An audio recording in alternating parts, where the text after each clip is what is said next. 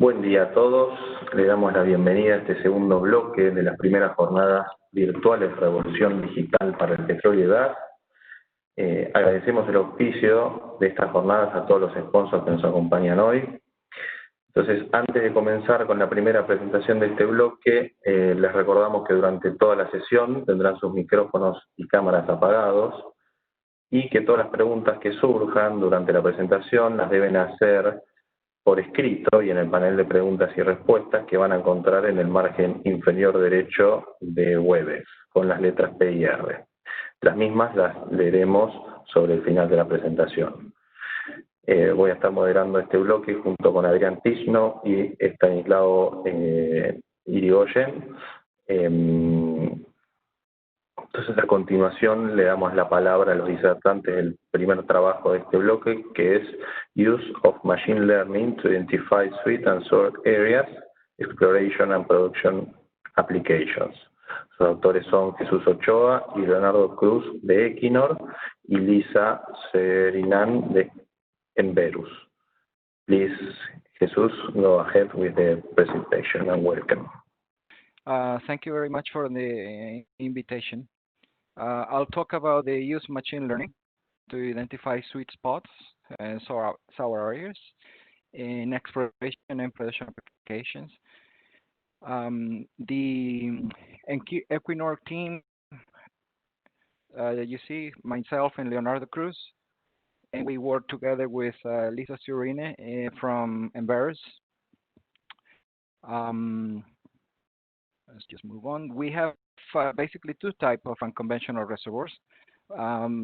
Most of you will have non-source reservoirs, non-indigenous alloctonous hydrocarbons that you can see in this example here.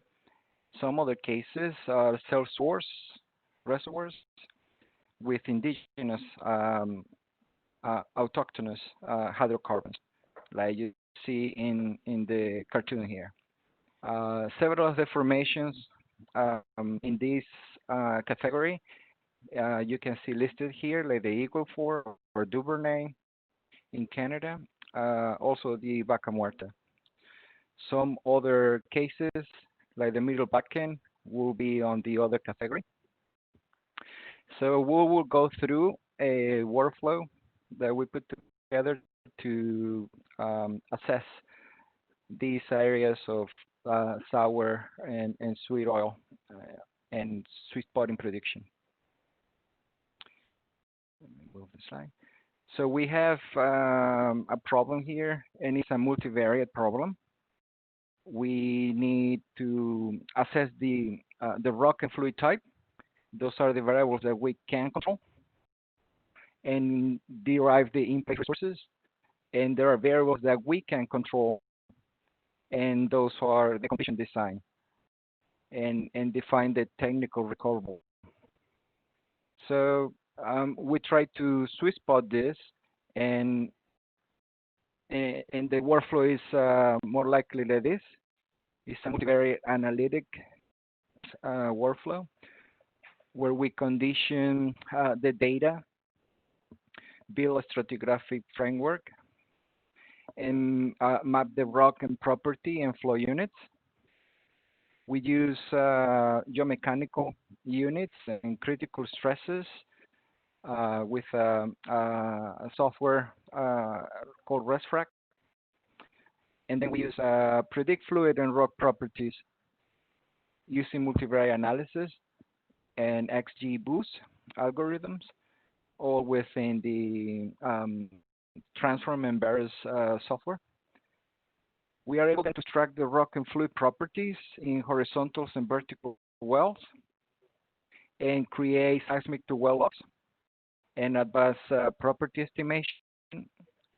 Once we have the geology in place for all the verticals and the horizontals, we start normalizing for completion and lateral length, for example, and then normalize the geology for fluid type, and find multivariate relationships between production and completion that then allow us to find and optimize parameters and predict pseudo wells. to finally forecast the well producibility. Some figures about the workflow. The seismic stratigraphic model in place, where we use the transform software to automatically pick the horizons. We also have tools to extract rock and fluid properties, the geomechanical units, and predict parameters where we don't have that many data by using other attributes in the area. Very important to map the fluid pathways and fingerprints source rocks. For that, we use diamondoids, which is organic geochemistry technique, and the chimney cube analysis for fluid scale features. So with all that in place, I'll show some of the work in Argentina. There are several stratigraphic surfaces mapped by different authors. So we choose to use the what you see here depicted, the Kisman and et al. And this is more or less the data set that is available from the government website. There is production data for Vaca Muerta and other formations. So that's what we use, both the Cretaceous and Jurassic formations. The first thing we do, I think, the petrophysical cluster analysis. We took several of the logs for the area, and what you see here is how the software cluster all these attributes. And basically what we look at here is if these bars are all the same size, then it's not really defining a cluster. And then we also look at the separation index. When these start to collapse, then it's an indication that your number of classes is being reached. In this case, there were 5 classes.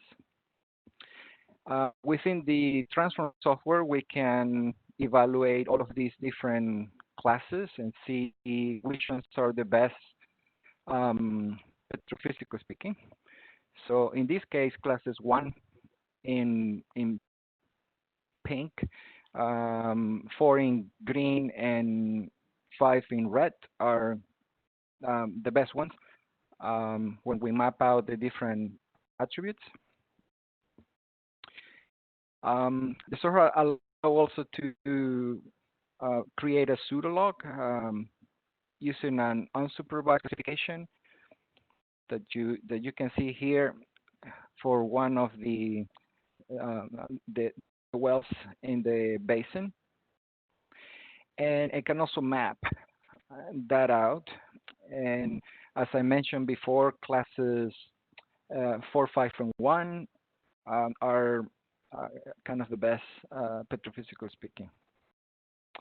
So getting into the model, what we do is first multicollinear analysis. We set up a response variable. In this case, it's QMOL 365 days, 1 year production. And we mix the engineering parameters and the petrophysical and GNG. As you can see here, the software allows us to add a multiple correlation variable and reject variables that have some collinearity. So it's a good way to go through the different attributes that you have. After that is completed, we can do an outlier analysis. So we can go on every single attribute and exclude the ones that have outliers. like in this case, you see the gamma. The next step on this nonlinear regression is adding all those attributes, and we compute then the significance of each of those attributes for production. And in this case, we have on the top the most significant ones: total injected volume, resistivity, horizontal length, and maximum pressure, etc. And then with this variable, we can study each of the model transforms. So what you see in this slide then is each of the attributes controlling production, and we can go to every single one of them and see, for example, horizontal length in meters is getting a positive effect in production when it's more than 1,500 meters. In that way, then we select, let's say, the averages for these different transforms, and input that into the model, and came up with an optimized completion for the interval that you can see listed here. Horizontal length of 2,300 meters, a total injected volume of 10,000 cubic meters, a maximum pressure of 300 bars, etc. And after all that is done, we basically share with the team how this model predicts. So we took one example in the Medina de la Mora area here, and this well is by Vista Oil and Gas in the Bajada del Palo Oeste, and that way the model predicts by two ways: as a map that you can just read out the value, or you can add all the scores for each attribute. And we set up a range of more than 0.8 to have more than 125,000 barrels. This model predicts for that well to be on 288,000 barrels. So that's one way how we can use these models to predict. So in summary, the sweet spots we identify for this interval can be highlighted in this map on the right. You see some of the hotspots in the basin that kind of follow the changes in accommodation throughout the basin. These progradational wedges that you see here, and several authors have mapped the shelf to slope break. It's really bounding the production in the area. Previous interpretations of high porosity at the top slope and proximal basin floor is not supported by these results. Maybe modeling on specific intervals within the formation can highlight more on this. But at this point, we're not seeing that correlation. The mapping orientation of the shelf breaks that you kind of see in this map is showing an evolution from a relatively straight to during the base 3T to B2, and then they kind of curve to the northeast, southwest during B2 B3 time. We have areas of higher production outside these progradational wedges, in basal and upper intervals in Vaca Muerta. So they may imply a deeper source for basal interval, or maybe an active stochastic system enhancing the brittleness of the upper interval. Well, I'd like to thank you for your attention, and also we thank Equinor for allowing the publication of this work at this conference, and all the work from the exploration and research and technology teams. Also Embarrass for the transform software and the collaborations for the MBA multivariate analysis model building. I would like also to thank the reviewers and the IAPG for and all the encouragement and advice.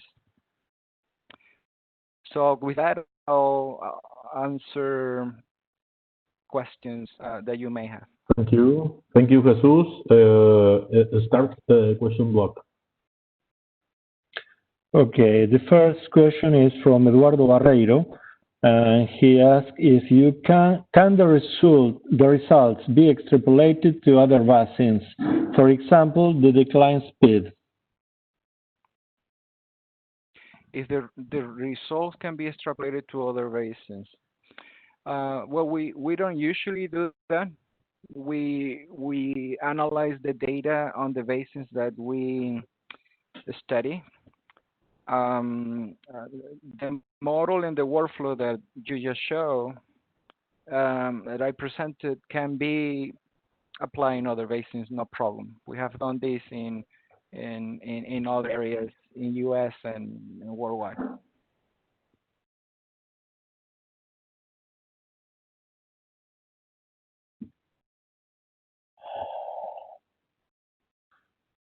Sounds well. There is no more questions. If you need to ask some question, please use the right button and write this. I see a question by Santiago. Okay. Santiago Cerebrinsky, excuse me. Perhaps I missed it. Are there any plans for drilling at any of the sweet spots detected? Well, that's I guess the point of this sweet spot workflow, the detection of the areas where we have better production in a basin. So for sure, the plans of different companies will go towards further evaluation of these sweet spots. Okay. Next, Camilo Rodriguez asks, I will try to translate this. How many wells you use for create this predicted model, and how you could validate it? How many wells you do to train the model, and how many to validate it? Sure. The production data was coming from the government. So in that data set for Vaca Muerta, there is almost 2,000 horizontals with production data, and also vertical wells with production data. So for this model, specifically, we use the totality of those wells, and then to validate the model, we need at least 10 samples for each well per attribute. There was also some of blind tests that we include, like the well I presented here from Vista. That was the workflow. Okay, there is another one from Sebastian Luis Portela, is Schollenborg. Have you tried to include economic inputs into the model in order to optimize cost versus productivity? That is the next step. On this model, we only analyze the engineering parameters, and the amount of production from these wells on the last year, and the G&G parameters. Next step will be to include the economics, and that will generate another model that we can further optimize the completion. Well, another one. It's not.